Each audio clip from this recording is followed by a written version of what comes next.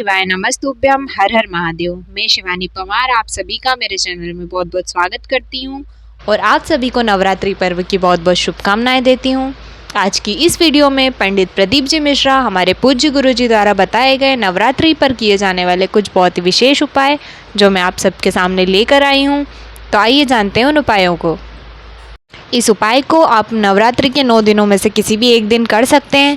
अगर आपके घर में बहुत ज़्यादा बीमारी फैली हुई है, बार बार लोग बीमार हो रहे हैं या कोई किसी बड़ी बीमारी से ग्रसित है, तो आपको 1 लोटा जल, सुबह नहाने के बाद 1 लोटा जल, उसको अपने पूरे घर में घुमाकर किसी भी नीम के पेड़ के नीचे डाल देना है। नीम के पेड़ के नीचे इसलिए डालना है क्योंकि हमारी भागवत महापुराण में कहा गया है कि नवरात्र के 9 दिन सारी देवियाँ 64 योगिनी माताओं के साथ नीम के पेड़ में निवास करती है। इस उपाय को करने से 3 या 4 दिन के अंदर ही आपके घर से बीमारियां दूर हो जाएगी और आपको 3 या 4 दिन में ही आराम लगने लगेगा। हमारी शिव महापुराण भी कहती है कि इन 9 दिनों में माता का पूरा स्थान अर्थात माता पूर्णतः नीम के पेड़ के नीचे निवास करती है।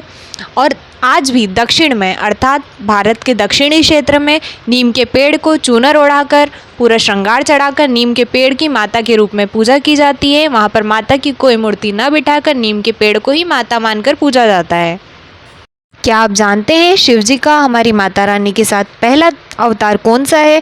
तो शिव जी का माता रानी के साथ पहला अवतार है महाकाल और महाकाली अर्थात काल और कालिका माँ।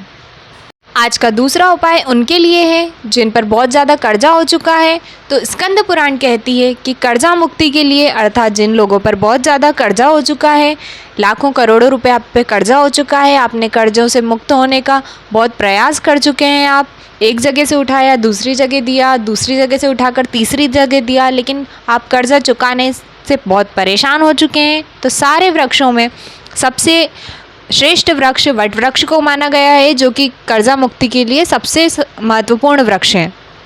इसीलिए किसी भी प्रशासनिक कार्य में, किसी भी परेशानी में, किसी भी टेंशन में वटकेश्वर महादेव का स्मरण किया जाता है क्योंकि वट वृक्ष का बहुत अत्यधिक महत्व है। अगर आप पर भी बहुत ज़्यादा कर्जा हो चुका है, बहुत प्रयासों के बाद भी आपका कर्जा नहीं चूक पा रहा है, तो बड़ के पेड़ के नीचे वटकेश्वर महादेव के नाम से कुछ दिनों तक जल चढ़ाना प्रारंभ कर दीजिए। आपको आपके घर से 1 लोटा जल भर कर ले जाना है।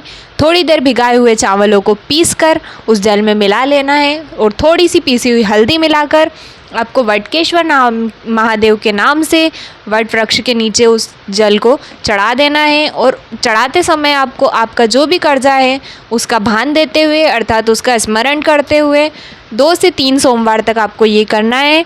और 3 सोमवार पूरे होने के बाद आपको उस वट वृक्ष की थोड़ी सी जड़ लेकर आ जानी है और वो जड़ लाकर किसी भी धागे में बांधकर, आप चाहें तो अपने हाथ में बांध लीजिए, गले में बांध लीजिए, या फिर उस जड़ को आप अपनी जेब में भी रख सकते हैं।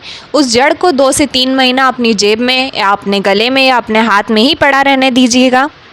इस प्रकार बड़ के पेड़ को कोई फर्क नहीं पड़ता कि बारिश हो रही है, नहीं हो रही है, ठंड गिर रही है, नहीं गिर रही है, गर्मी पड़ रही है या नहीं पड़ रही है, उसका विस्तार निरंतर होता जाता है, उसकी जड़ें लगातार फैलती जाती है।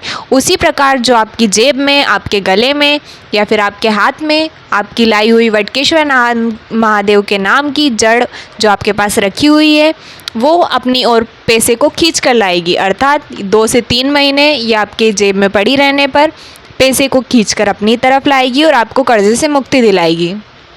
तीसरा उपाय बताने से पहले क्या आप जानते हैं कि बेल का वृक्ष किस माता का प्रतीक है? बेल के वृक्ष माता पार्वती का प्रतीक है और नीम का वृक्ष माता जगदम्बा का प्रतीक है। तो तीसरा उपाय उनके लिए है जिनका ब्लड प्रेशर बार बार हाई लो होता है अर्थात ब्लड प्रेशर स्थिर नहीं रहता है। तो जिस भी व्यक्ति का ब्लड प्रेशर स्थिर नहीं रहता है उसके लिए 1 लोटा जल भरकर उसमें 7 पत्ते नीम के, 7 पत्ते बेलपत्र के डाल लीजिए और रात भर जो भी व्यक्ति है जिसका ब्लड प्रेशर हाई लो होता है उसके कमरे में किसी प्लेट से ढककर रख दीजिए। सुबह नहाने के पश्चात अर्थात जिस व्यक्ति का ब्लड प्रेशर हाई लो होता है उसके नहाने के पश्चात उसी व्यक्ति के हाथ से किसी भी शिवालय में जाकर शिवलिंग पर उस जल को चढ़ाना है, उस जल को अर्पित करना है और वहीं से जल लेकर उसी स्थान पर बैठकर उसका आचमन करना है। ये उपाय आप या तो 11 सोमवार कर सकते हैं और अगर आप प्रतिदिन ये उपाय कर रहे हैं तो आपको लगातार 15 दिन तक ये उपाय करना है। इससे आपका ब्लड प्रेशर बिल्कुल स्थिर हो जाए। भगवान शिव पर मेरा इतना विश्वास है कि आज बताए गए तीनों उपाय जो पंडित प्रदीप जी मिश्रा के द्वारा बताए गए हैं, इनको करने से आपको अवश्य लाभ प्राप्त होगा। और अगर आपको मेरी वीडियो थोड़ी सी भी उपयोगी लगी और अगर आपको मेरे उपाय पसंद आए तो आप मेरी वीडियो को लाइक करना ना भूलें और ऐसे ही अन्य उपायों के लिए मेरे चैनल को सब्सक्राइब करना ना भूलें। श्री शिवाय नमस्तुभ्यम। जय माँ जगदम्बा।